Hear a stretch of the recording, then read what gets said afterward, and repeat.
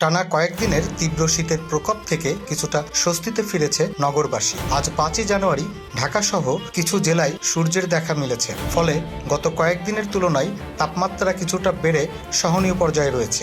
বিপরীতে যশোর, রাজশাহী, ফরিদপুর ও সিলেট সহ উত্তর অঞ্চলের জেলাগুলোতে এখনও বইছে মৃদু শৈত্যপ্রবাহ। আজ ঢাকার সর্বনিম্ন তাপমাত্রা ছিল 13.3 ডিগ্রি সেলসিয়াস।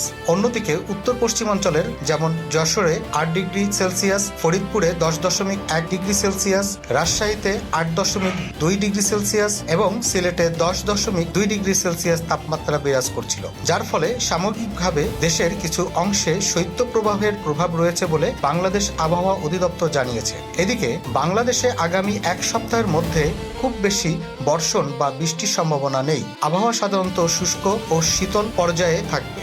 বিশেষ করে সকালবেলা কুয়াশা বা ধোঁয়াশা হতে পারে এবং দিনের বেলা রোদ উঠতে পারে। আকাশ আংশিক মেঘলা থেকে পরিষ্কার থাকবে। রাত ও সকালে কিছুটা কুয়াশা হতে পারে। তাপমাত্রা ধীরে ধীরে কিছুটা বাড়তে শুরু করবে। আবহাওয়া মোটামুটি স্থিতিশীল ও শুষ্ক থাকবে আগামী 7 দিন। আশা করা যায় 19 থেকে 25 ডিগ্রি সেলসিয়াস তাপমাত্রা বিরাজমান থাকবে।